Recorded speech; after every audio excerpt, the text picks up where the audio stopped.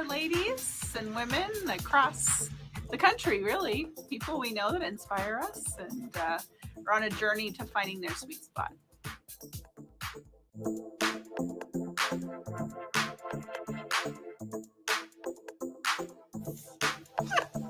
The sweet spot.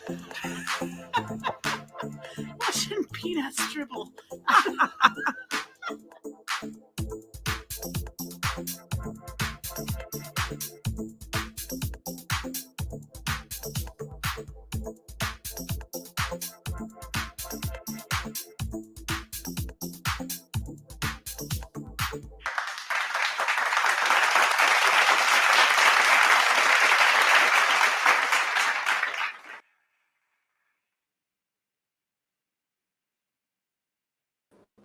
All right.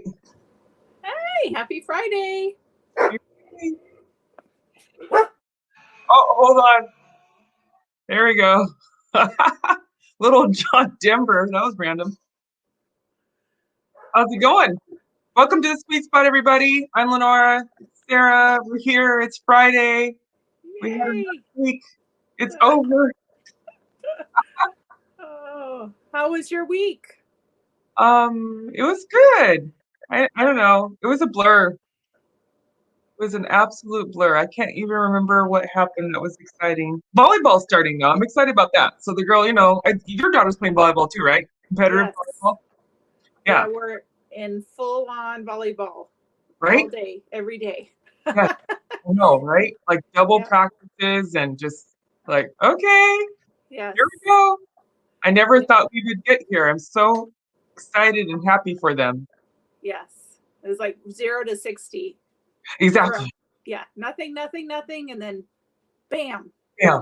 Yeah. Ours has been a little bit more incremental, I feel like. We've been doing it for a couple months now, but still, it's just, but then to have an extra practice, like a whole nother thing, it's like, okay. Right. Yeah. Yeah. It's been a weird week. This is the first like full week that Ella's been driving. Oh, that's herself. right. Oh, And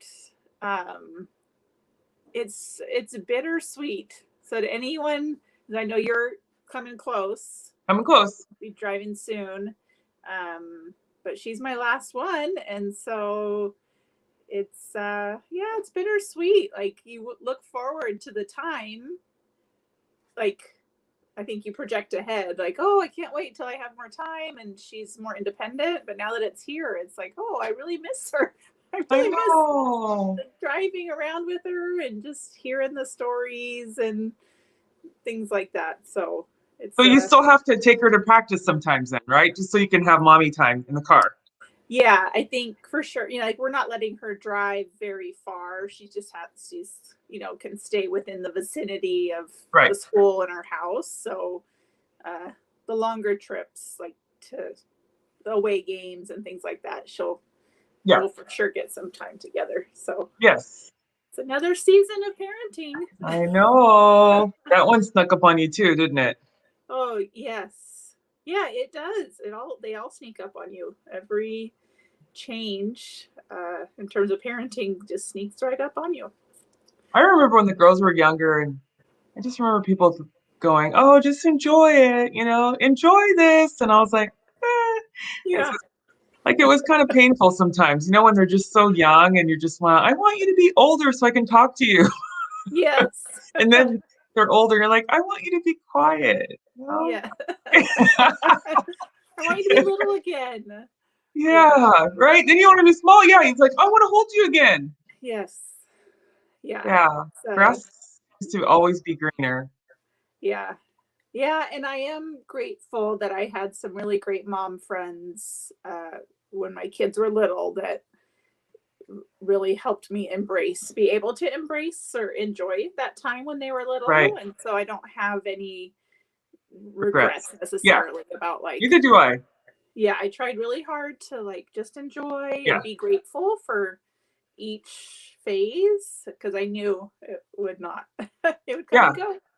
I know. That's what everyone kept telling us. We have a couple people that are live with us right now, so I just wanted to say hello to all of our guests and thank you for the likes and Please say hello in the chat if you're comfortable. Let us know who you are or where you're dialing in from so we can give you a shout out. Um, so anything going on this weekend for you? You have volleyball this weekend? Yep, we've got volleyball Yep. tomorrow, and Yep.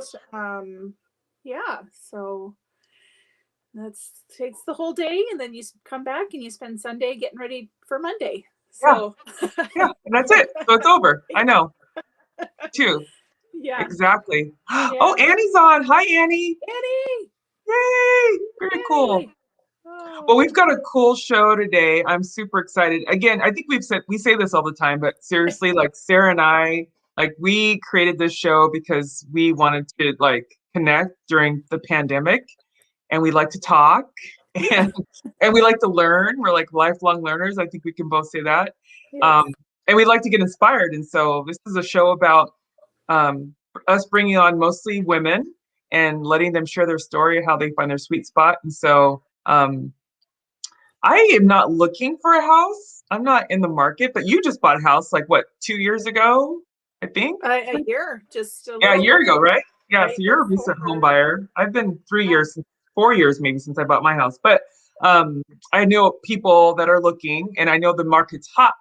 So we've yes, got a real estate broker on that's going to come on, and then we also have, hi Diane. ah, We also have we've got Rebecca and Sierra on, and they both, I think they both have like I know Rebecca for sure. She's got like a interior design background. She has her own company, and then Sierra also works at a real estate company, but I think she does staging, um, and she also does advising on real estate and marketing and all that stuff. So I'm just always interested. This is really selfish of me because I yeah, love like interior design and like what why do you do it that way, and like what's the, no. I don't know, the motivation and the ideas around it. I just want to understand more. So I was thinking the same thing, like, oh, I might hog all of their time. I just, Lenora, move aside. I have so many yeah, questions. yeah. In fact, hey, let me turn my camera around so you can look at this house. Tell me what Yeah. you think. Okay. Can you show me? I just bought this couch and I'm not sure. Is this the right color? Yeah. Well, I want their advice, like how to negotiate with my husband, because we Oh, have really kind of different tastes. And I feel like I'm trying to, create some mhm, alignment, or I don't know what, so they can maybe tell me, maybe they can give me some buzzwords to use with him right. to help him understand that, like, we have this mid-century modern couch, so we can't put in, a 19 or an 1800s baker's rack. It doesn't go Seriously. on. Yeah, or reclaimed, he wants to like upcycle pallets and put them Oh in the gosh. Right. Yeah. Oh boy. Yeah, that well, doesn't, no, yeah, that doesn't go together. Yeah. I And I love know you, but yeah, I that'll don't. be a good question because I know you can get kind of eclectic with things, but then there's, I don't know, there's like that fine line of like, do you put the barn door in there or do you, Yes. you know, right? Yeah. And then also for resale too, it's like if you do some of these things are really permanent that you might want to do. It's like Yes. that might not be a good idea to do that because no one Yeah. wants to Like, buy that.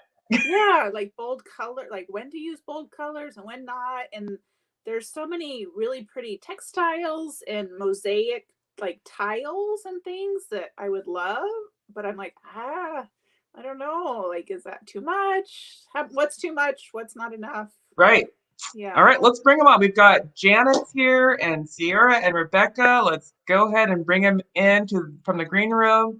Hey, Janice. Hi. Hi. And we got Sierra and we have Rebecca. Yay, we have five guests today. This is, well, not five Hey, guests, but ladies. hello, hello. All right, so, Hi. oh my goodness, this is so much fun. All right, so we'll start with Janice because Janice is going to talk to us because Janice, maybe we'll just kind of go around the call.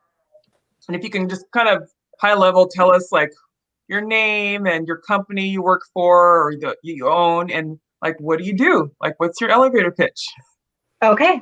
My name is Janice Hussey. I'm a real estate agent with Munoz Home Group at Keller Williams South Sound. So we're local to the Lacey Olympia area, but we work all up and down I-5. I've been in real estate for going on 2 years. I previously was a teacher. I taught middle school math. And so I'm a real estate agent for the agent part of it. I want to help people. That's why I do what I do. Awesome. Sierra, do you want to go next? Sure. My name's Sierra Almquist. I was actually a stay-at-home mom for a long time. I just really love to decorate homes. So that's kind of how I started everything. My best friend works with Janice, actually, same company. And she told our boss that I like to do that. So he hired me to stage their homes. And now I run all their social media and do all that. So it's a pretty fun job. Awesome. Yeah. And Rebecca. Hey, yeah, I'm Rebecca West, and I started an interior design company 13 years ago called Seriously Happy Homes, and it grew from me at a tiny desk in my bedroom to now I lead a team of 7 people, which I never imagined happening, but I love it.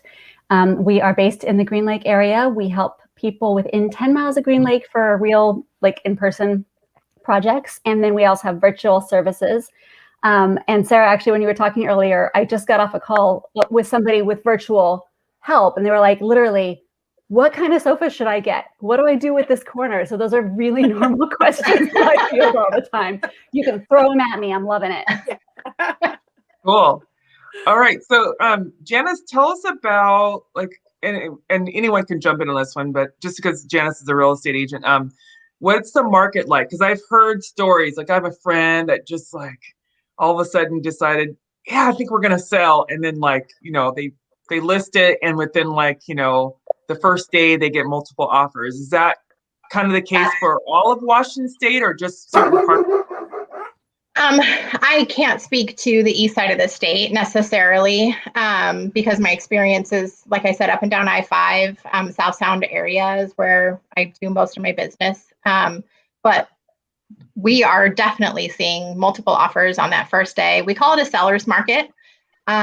So that means that the sellers definitely have the advantage right now. There are multiple buyers that are competing for the same property. And so within a weekend, once a property has been listed, they're going to have multiple showings and multiple offers. And you'll see agents requesting for highest and best from the get-go.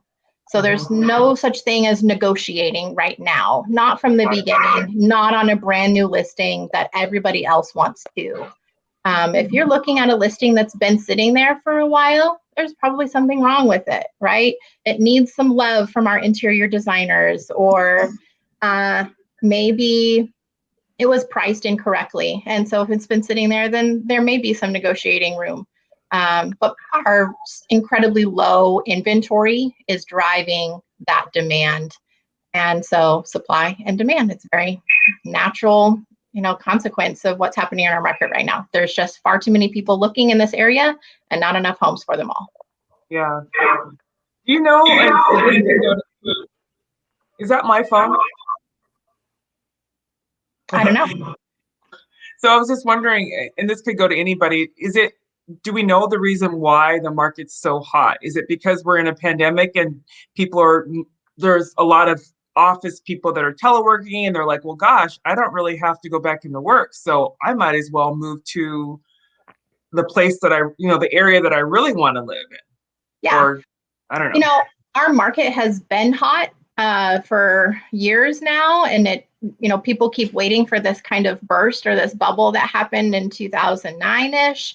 But that was a lending problem. This is a housing issue. Mm-hmm. There's just not enough houses. So you mentioned this COVID thing. Yeah, we definitely saw an increase in people moving out of the major corporate, major cities and moving out because it's cheaper to do so. And because just like we are right now, people can do their jobs from home. Right. And so, yeah, there's absolutely been this surge after the chaos happened in March when people realized, okay, we can still do real estate transactions. So there was a very small hiccup that happened and we went right back to, business as usual. But something else to note is the interest rates on mortgages right now are really helping drive that and keep that going. And we're starting to see now that those interest rates are starting to creep back up, but they hit historically low values. And so people had a lot more buying power. You know, once your interest rate drops so much, that gives you the opportunity to go ahead and take out a loan for more than you normally would be able to, and just finance it over that 30 years. Cool. And I think I have is that my phone? I don't know. Is it something you hear? I don't hear anything. Okay, good. Oh, I'm hearing it. I hear the echo. You hear it, Rebecca? I hear Yeah. a really bad echo. I don't know what is going on there. I'm so sorry. Is it on when I'm talking? No, it's when Lenora starts, but not every time. It's weird. I know, it's very random. I'm going to Oh, share a technology. screen real quick. I don't know if you can see that or not. Oh, yeah. This might be too big. I think it's helpful. Yeah. Yeah, so that's just kind of showing, Janice had said this to me earlier, but this is kind of showing you like the interest rate, the average. So right now it's like last year was at 3.11. That is really low. Mm-hmm. And yeah. And that's an average from all of 2020. And we know that COVID hit in March, and it took a little bit for us to see that dip, and then it continued to dip. And now that we're starting to see the vaccines and people are figuring out how to go back to work safely, we're starting to see that climb again.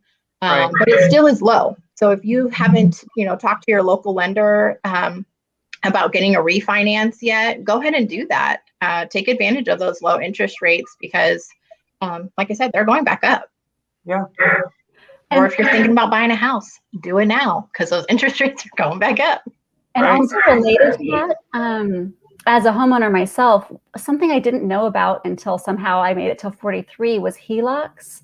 So anybody who owns a house, you can refinance it, which is awesome. And you can also get a line of credit against your house. And the interest rates are so low right now that this is the opportunity to get just a little bit more financially savvy than you might have been and access some money that may not be available to you ever again at these rates. Yeah.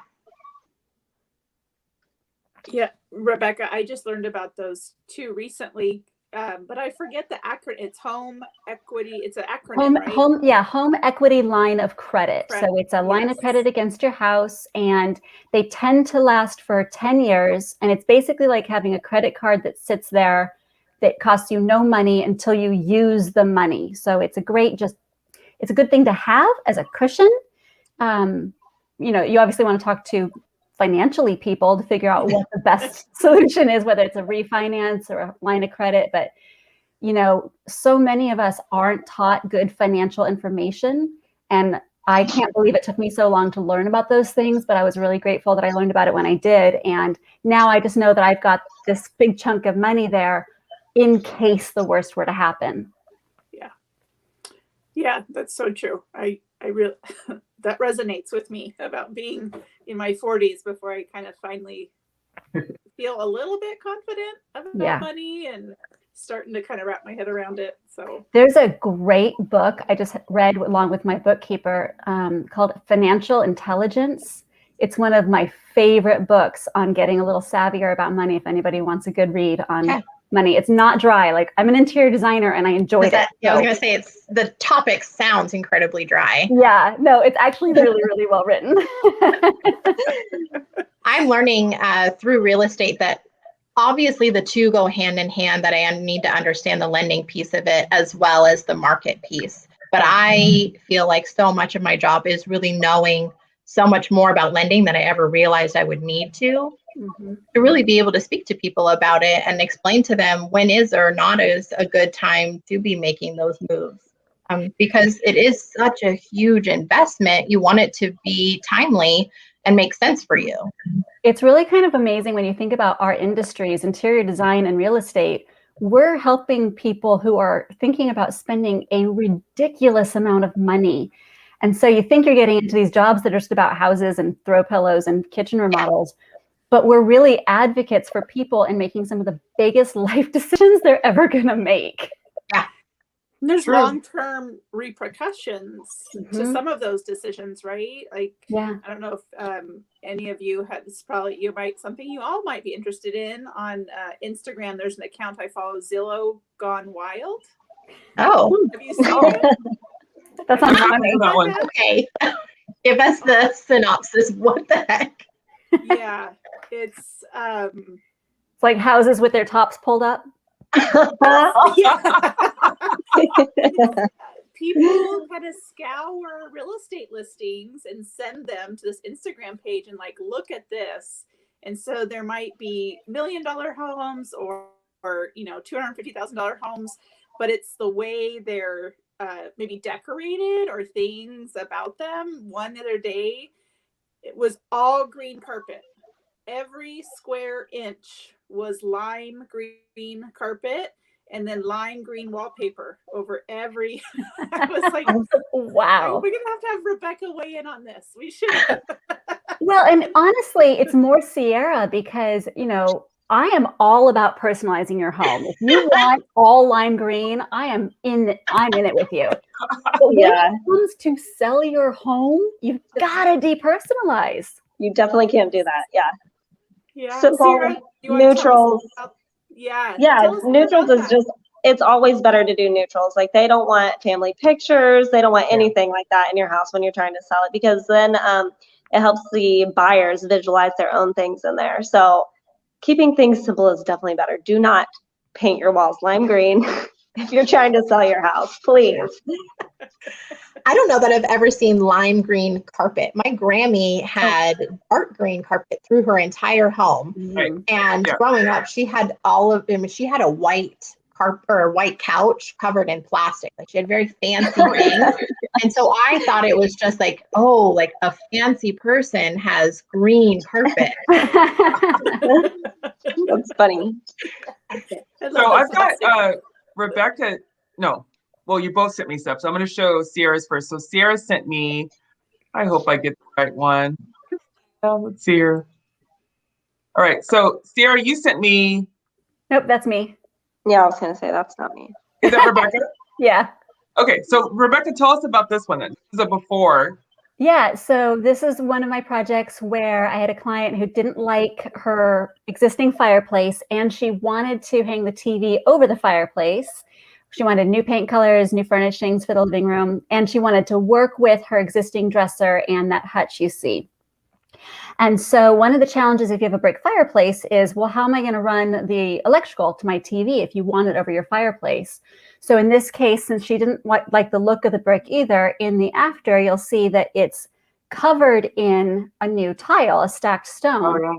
But it's not just that we covered the brick with the stacked stone, but it's what's called furred out. So it's where you take framing and you create a little, you know, an extra little mini wall in front of the old one. And that gave us the space to channel the electrical behind the new tile, obviously completely changed the look of the fireplace itself.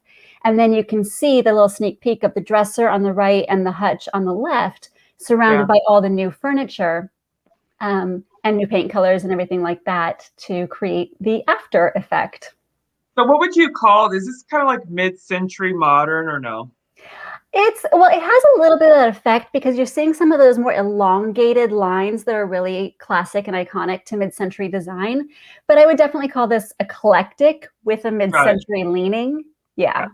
Okay, makes sense. And then let's see here. I think you can see. Can you guys see that one still? The new one?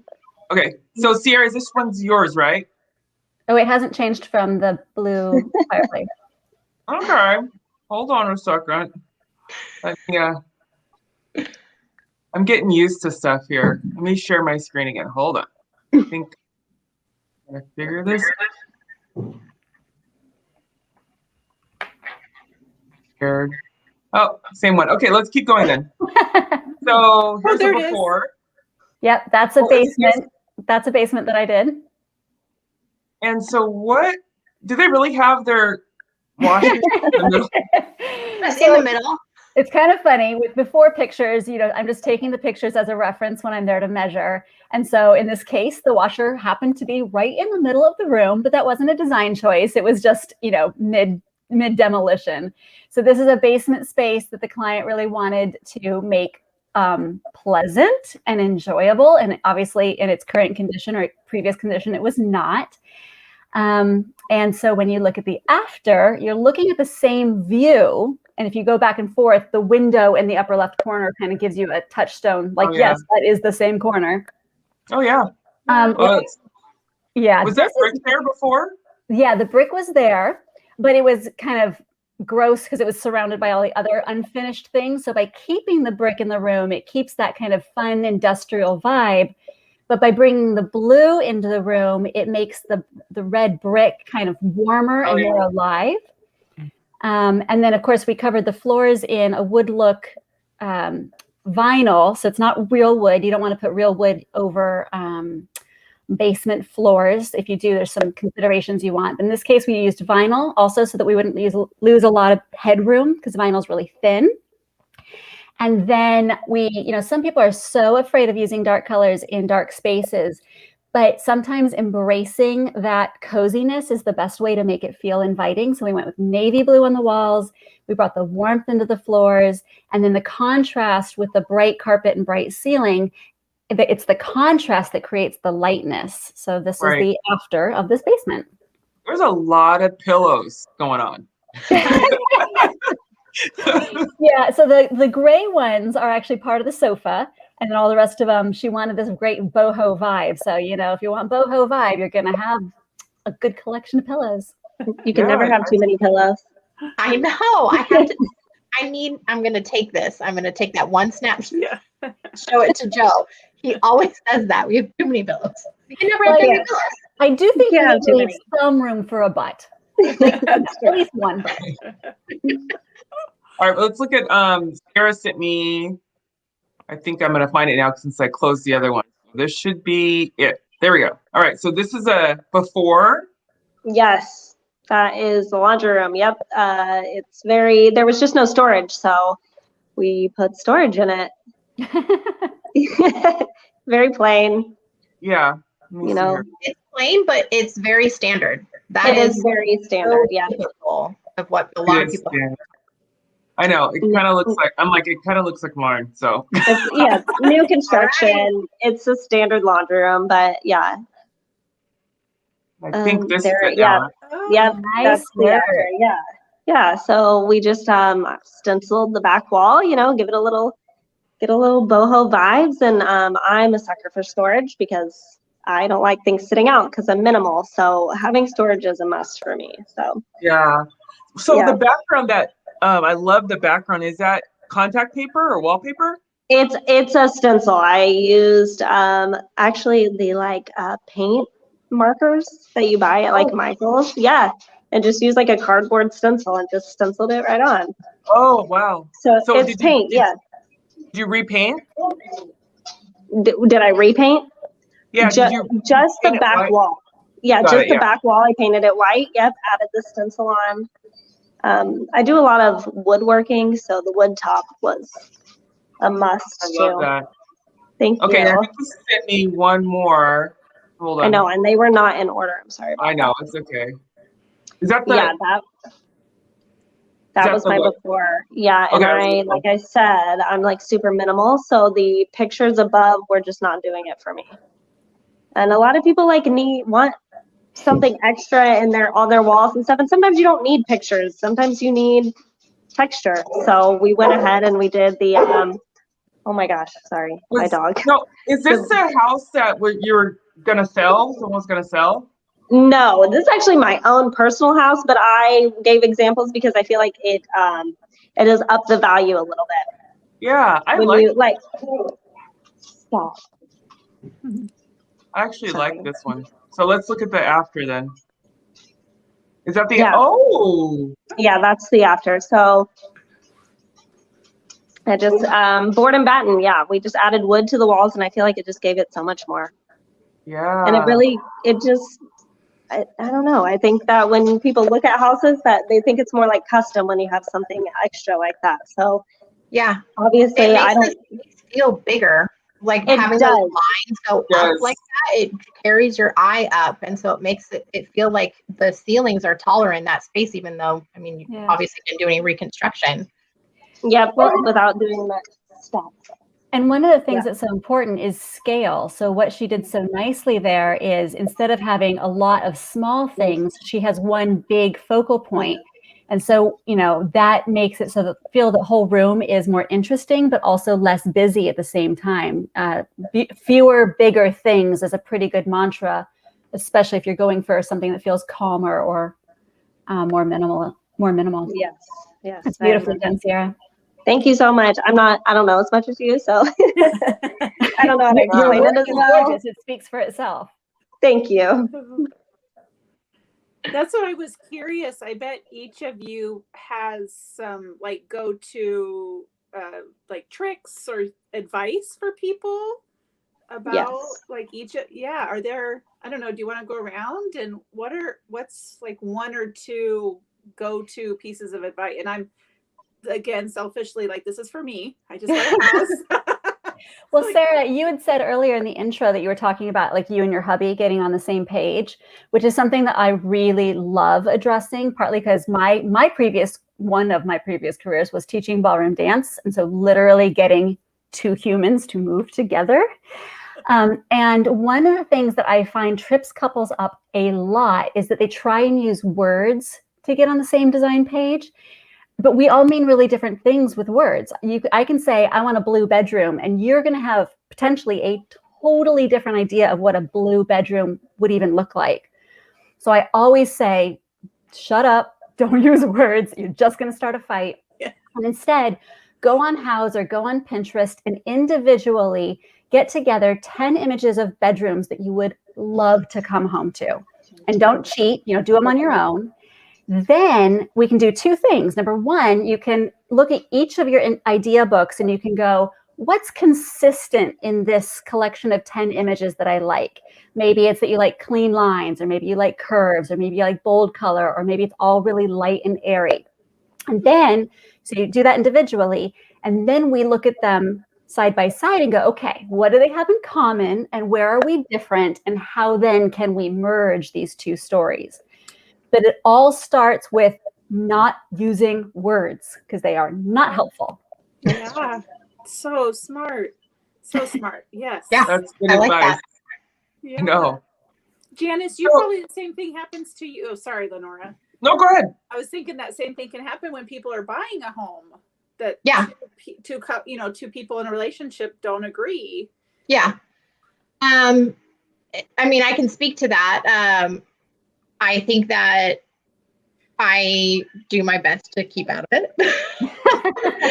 If we're standing in a house and a couple is disagreeing, I do my best to kind of just walk away and give them their air. And then when I come back, if it's really not working, then I let them know, you guys have to be on the same page before I can be on the same page with you moving forward. And so just sometimes a reality check is necessary. And that usually comes with some understanding of the compromise and what's like a reality check, like what actually is going to are you going to be able to afford, compromising on location or compromising on the condition, things like that. So, yeah, I run into that, but thankfully not as often as you may expect. So people usually hold their composure in front of a stranger, right? Or in front of, a professional. But I would say that my piece of advice for people, and a timely, speaking of our market right now, is that if you are even thinking about buying at all, thinking about it, then you need to go ahead. If you're not doing it with cash, then you need to go ahead and get a pre-approval. It's not going to hurt you. It's the tiniest little ding on your credit, and it lasts for 3 months or so. And when it expires, you can reapply. When that pre-approval expires, that ding on your credit goes away. So there's really no harm in having that handy, because if you find something on Zillow that you have to have, somebody else is going to beat you to it if they already have a pre-approval and they're already working, with a real estate team or whatever that case is. So if you are even just kind of sort of thinking about it, go ahead and get started on your pre-approval. I'd be happy to connect you with some local lenders to be able to do that. And the lender is so important because people think, oh, I need a real estate agent, but you also really want to like your mortgage broker because they're actually the one that you spend a lot of the most painful time with. If your mortgage broker doesn't have a good system and good communication, like deals go south because the paperwork was done wrong. Right. So, obviously, I'm sure, Janice, you have amazing people you work with, and that partnership and that relationship is really a part of what you're getting with a good real estate agent because they know their people. They're going to make sure you're taken care of all the way along. Yeah. Having a local lender makes such a difference. One of the transactions that I'm under right now, and talking with the listing agent prior to us writing an offer, when I mentioned the name of the lender that I was going to be using, it was an instant change in her tone and vibe. And she said, oh, I really like working with that person. Absolutely. For sure, I'll consider, she just instantly was more willing to work with us because she has experience working with this local lender who has a positive name for themselves. You need that person to be available to write that pre-approval for you at 8 p.m. on a Sunday night. And, we all need boundaries, but you want people who are in your corner working for you as well. And if that's some national chain, it's going to be really difficult for them to do that for you. And you just want to like them too, because it's incredibly intimate going through that paperwork process. The amount of personal information you have to gather up and submit and provide, it can feel actually really invasive and really annoying because you're having to justify your income and your relationships. Like it's kind of, it's like the underwear of your life, It totally is. Yeah. They definitely find out everything about you. That's Yeah. Yeah. So Sierra, when you're staging properties, what's kind of like your go-to thing to do? Like, honestly, right now properties don't even need staged really. Really? Because they're just flying off the market. But I do still stage our listings. I usually just do the kitchen and the bathrooms because those are like major selling points for buyers. So if they look nice, buyers are more likely to be interested in a home. So we dress up those a lot. So, and then just declutter everything. Nobody wants a mess. So yeah, but they are literally going off the market like crazy. Like Janice said, make sure you have financing in hand because you're going to need it. As soon as you find a house, you need to put an offer in immediately. Yeah, but don't undervalue your work, Sierra, because while the houses are flying off the market, a good staging will skyrocket those values even more. Yeah, That's very true. It is very true. Yeah, well, my sister, they recently bought a house in another state, but they actually, I think they made an offer on it without even walking through it. So the pictures count. Like They do, right? And we have good photographers too, so that helps a lot. You can really price a house more if your photos look better, Right. So, no, totally. Right. Yeah. Definitely. Yeah. And I think that the clients that use Munoz Home Group really appreciate that because then they can list their homes for higher and get more money out of it. So, yeah. So I tell my clients often that if you don't love it on paper or love it online, you're not going to love it when you get into the house. It's like when you go to the store. If you try on a shirt and you're like, okay, it'll work. It will work in your closet. You'll never wear it. Yeah. You don't like it. So you've got to love it in the store so that you actually appreciate it when you get home. So those pictures really do make such a difference, having those everything decluttered, like you said, and really top-notch photography, because that will make your listing more appealing to those buyers. And the point of those is to get them in the house. Once they're there and they can feel it, then it's a whole new experience. But if the pictures are and the house doesn't show well, then you're not going to get those buyers in the house. That's true. Very true. So Rebecca, I have a question about just like interior design and and what you would recommend if someone was like, yeah, because we were kind of in this spot a couple of years ago when we were thinking about selling and buying something new because we didn't like the layout of our home. So we actually ended up having an interior designer come over and walk through our house. Mhm. I don't know if you done this before with people, because it's like, well, we wanted to see like what would someone say about remodeling this and that versus, you know, the cost of that versus buying something new. Can you kind of speak to that?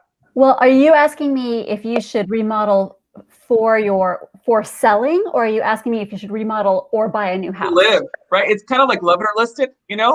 Yeah. We were kind of in that spot where we're like, should we stay and then like remodel it, or should we just buy something new? Yeah, I don't know if you ever get clients like that. oh, definitely. And so, and a lot of it has to do with money too, especially in the Seattle area. Remodeling costs are crazy. Like, and it's partly because the labor costs around here are so high. So as an interior designer, I can control a lot of the materials costs. And I can definitely create layouts and stuff with budget and feasibility in mind, but I cannot control contractor costs. They are outrageous. So sometimes what the balance is like, okay, I mean, we can build anything, right? But what's it going to cost to make this house the house that you can love versus what would you have to spend to get the new house? Remembering that list includes find a house. It can't have just as many projects that you need updating because then you're just going to spend that money anyway. And there's the stress and hassle of moving and changing neighborhoods and possibly schools and stuff. So there's a lot that goes into that equation, but it's definitely an important thing to visit. I've definitely had clients who are like, yeah, this house doesn't work for us, but we love our neighbors. We love the schools. We love the neighborhood. We're not leaving. So we need to figure this out. Right, exactly. Yeah. That old adage about, location. That's still holds true. Assuming. Yeah. I do find that sometimes people will buy a house kind of with some unrealistic expectations about what those remodels will cost. And I will say that if you like really love a traditional home with all the crown moldings and all those beautiful architectural details, really try to avoid buying a mid-century or a split level home because it like molding packages and door packages and stuff. Oh my God, it adds up so fast. So, you know, try not to buy a house that is so far removed from what you want to live in that it's going to be too much money to get yourself to the place where you love it. Mm-hmm. Makes sense. Good advice. Yeah. I'm curious, I mean, because Lenore and I always go back to kind of people that inspire us, and what inspired each of you to go into what you do? I mean, was it kind of by chance or was it very purposeful? Could you each tell us just a little bit about your journey to where you are right now? I want to hear from Rebecca. Okay. I also do. Okay. And this did not happen on purpose. I had no idea that I was going to become an interior designer. I have a degree in geology and in community and environmental planning. I went into the Peace Corps. I got married. I then taught ballroom dance, and then I got divorced. So that was chapter one. Yeah. And when I got divorced, I was lucky enough to keep the house that my husband and I had bought together. So he moved out. I got to keep the house. But then I felt like I was living in a haunted house. Like I was surrounded by the colors we had chosen and the furniture we had slept in together. And I felt so trapped by that. It's like my whole house was just whispering at me, like, you failed at life. Congratulations. And I couldn't keep living like that. So I've always been a person who made over my interiors. I was the person with like the dorm room where everything matched.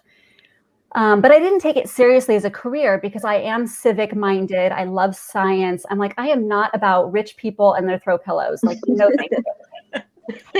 But then I found myself living in this house that was totally bringing me down.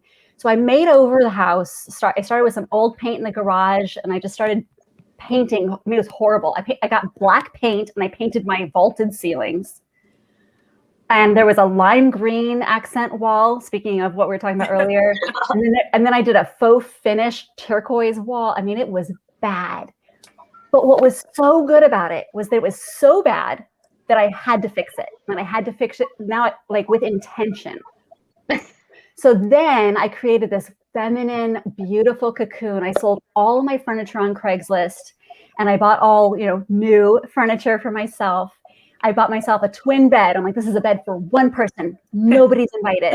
And it was so transformative and so uplifting. It's like I had closed the door on that old chapter and opened up a whole new door to a whole new chapter. And I went, oh, this whole thing, this interior design thing, doesn't just have to be about throw pillows for rich people. It can actually help people. And since I was career and marriage free, having stopped teaching ballroom dance to try and work on my marriage, I was like, well, I have nothing to lose. I am going to start a business. And I did. And it worked. And here I am with a legit business. Yeah. That's awesome. That's awesome. It's a great story. Maybe I should not have had you go first. I was trying to follow that. We're going to sound lame, Janice. Yeah. Maybe I'll go next. That way I don't have to compete against Sierra too. You're not. You're not. No competition. We all get, yeah. Do you want to go next, Sierra, or me? No, you can go. I forgot what the question was. Oh, I think it was what inspired you? How did what's your journey to get to where you're at? Okay. Real estate? What inspired me, plain and simple, is my family. I went into teaching with every intention of it being a family-friendly career. Summers off, you have the same schedule as your kids, right? All of these things that actually are not true.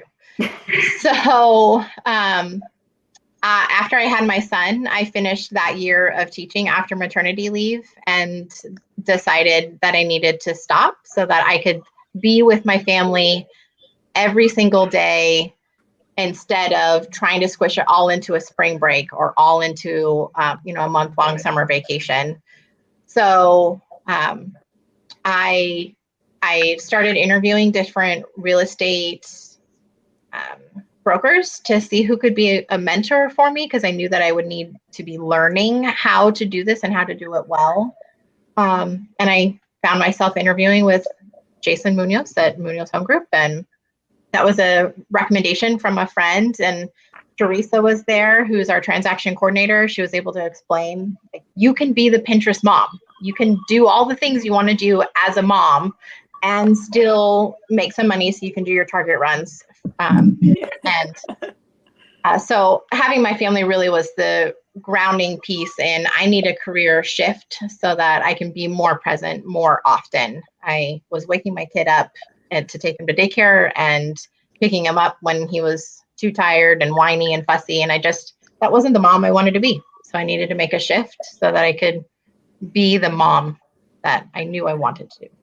Oh, Yeah. that's really So smart. Yeah. So that's so wise too. I think a lot of people, you end up staying maybe in a job that isn't a good fit. So that's really great too. And I didn't leave teaching because I hated teaching. I truly enjoy teaching and look forward to being able to do more teaching in the real estate realm with adults instead, and doing those first-time homebuyer classes. Those are my absolute favorite clients. They're eager to learn, and I'm eager to be able to share what I've learned with them. So cool. I also want to add that, Janice, you have a really good eye for interior design too. Thanks. I've been to her house. I'm like, do you hire somebody? It's just she's got a really good eye. I should have had you submit some of your pictures so I could show them, but she's got a very, very good eye also. All three of you. I'm inspired. Absolutely. Can we do this again? After COVID at my house? Yeah, exactly. Sarah's like, and could you guys bring your measuring tapes and some paint? Thank you and wine. Sarah, what about you? Because you said you're a mom and you were just primarily staying at home with your kiddos, and you decided to make this change. Is it worked out well? Yes, actually, I took it because Jason told me that I could bring my son when I staged the houses. And I was like, that's perfect, because I didn't want to send him to daycare. I wanted to wait and just let him go to kindergarten. So that was why I originally started. And then I got offered a more full-time position, and I was like, absolutely, I love it. So let's do it. I actually worked with a real estate photography company for a little bit, learned how to take photos and do all that. But obviously the staging and design is where my heart is. So, and then I left that photography company and started working for Munoz Home Group full time. And yeah, I love it. Honestly, I love everybody I work with. I don't dread going to work. If I have to stay late, I'm not upset. When I get home, I'm in a good mood. It's a great job to have. Sierra, I have a question. I have two questions for you. Number one, Yeah. I would love to know the name of the adorable puppy in your lap. This is Bailey. He's obsessed with me. I was trying to hide him, but he keeps popping his head up. I love it. The other thing I was wondering is, I know a lot of people listening, they might want to Instagram their home, take pictures of their own space. When you were working for the photography company and then also in your staging, what have you found are some simple tricks that people just with their, iPhone or whatever could use to get better photos if they wanted to share their own space? Yeah, I actually take my own photos for my Instagram with my phone. I use Lightroom. I like the way that they look, and I edit by hand, but you don't have to. The filters are nice. It's just, I don't know. I like how it's very friendly to use. I'm not very good at Photoshop, so Lightroom is definitely what I recommend for sure. What about when you're taking the photo itself? Like, are you a lights on, lights off, window shades up, window shades down? So completely different from real estate. So real estate photography is you turn all the lights on. Every single light that you can turn on needs to be turned on. You open all the windows. It's different than when I take my personal photos for home for my Instagram. I shut all the lights off and I use all natural light just because I like the look of it better. But yeah, that's interesting. It is. It's definitely different, but it was something I had to get used to because I was used to taking photos of my own house, and then they were like, turn all the lights on. I'm like, yeah, I don't really like that one. But it's different. It's different photography, so it makes sense now that I do both. So I understand. Yeah, it's so amazing. when you're turning those lights off and taking pictures of your own house, does that mean you're waiting for a sunny day, or is clouds honestly, good enough? Cloudy is nice because then it doesn't leave like shadows on your stuff. Okay. So I prefer a cloudy day, just not too cloudy. I still need some light, but I leave all my windows open all the time anyways. I don't close my blinds. I don't close my curtains, nothing. So, and I have a lot of plants. That's probably why. All my plants need light. So, yeah. Do each of you have an Instagram or something that we can follow or share? I have my phone ready. Like, I need to. Yeah. I don't. Okay. My personal one. Yeah, my personal. And so I share, my kiddos there, and I share what I'm doing for my job. Yeah. We have. I don't know what my handle is. I'm learning how to be more tech. I'm trying really hard to be better about being on my social, having come back from my second maternity leave. So I feel like I'm making an impact. But no, I think my handle is just like @Janice Hussey. I don't think it's anything complicated. We'll figure it out. We'll get you post. Yeah. Maybe Lenore already did post all of your. Well, yeah, I just put some contact information for both of them so that if people wanted to watch, we get a lot of people that watch later, so they'll see those in the chat.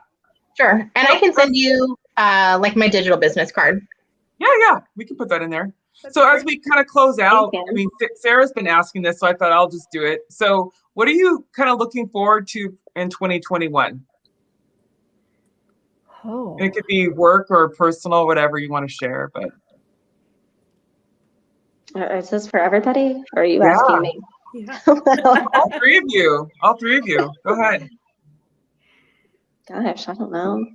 Decorate more houses, make more money, get fit at the gym, Those are my goals this year. You Is know there- what? I'm just going to go full truth here. I'm really looking forward to not being pregnant in 2021. I feel like I have been pregnant or nursing for like 3 years, Yeah. off and on. Like, and so this is the me year. Yes. That's awesome. Yes. Any, Um, yeah, even any big things coming up maybe for you that you want to share? Well, 2021 is kind of a transition year. I'm in a boat between islands right now because I run my design company, the one you guys have been learning about. But I also am a coach for other interior designers. So my job right now is to develop one of my main designers into the design director role, stop designing, which is really hard for me to get myself to do, so I can create room to be a coach. And the reason is that my husband and I plan to move to Paris so that he can go to the Cordon Bleu school, and Wow. I need to be able to work remotely. So we're both spending this whole year getting our businesses to a place where we can leave the country, which is Oh, kind of a awesome. terrifyingly large goal. yes. Okay, how did That's we so meet cool. Rebecca? Yeah. I know. Okay, so I'm going to stay in touch with you so that I know someone who lives in Paris, so that when I want to come visit, I'll be like, I'm going to go see Rebecca. That is so Go to cool. Paris. Absolutely. Yeah. So And he's is going to- your husband a chef right now? No, he's a contractor. He runs a company Okay. called Damien John Installations. We do not work together. I like my new marriage, so we don't work together. But no, he's always had a passion for cooking since he was 5 years old, and this is just, he's about 3 years from 50, and we want to make his dream come true. So I love it. It's never That's too so late. exciting. Yes. right. I want an update. Okay. No, right? We'll have to Yeah. have you back on in like 6 months. Be like, okay, what's going on now? Well, maybe a year and 6 months, because hopefully I can do this from Paris. Yes. Oh, I love it. Yeah. So cool. Well, we want to thank you all for joining us on the Sweet Spot this Friday. This has been another inspiring episode, and this has been so nice meeting you because, Sarah and I, again, we bring people on that maybe we've never met before. Like I've never met Rebecca before, but I just Googled her and and I know That's Janice. awesome. I love know- it. That's I know. awesome. I We know. could be friends. This is I good. know. It all kind of works. And I've known Sounds Janice okay. for like 15 years or something like that, or maybe 10 The years. fact that you can say that out loud makes me feel so old. It's But okay, you're not old. it's absolutely accurate. It's got to be easily 15 years. It's close to that, yeah. Something like that. Yep. And then Sierra, I just met you too, so this has been Yeah. great.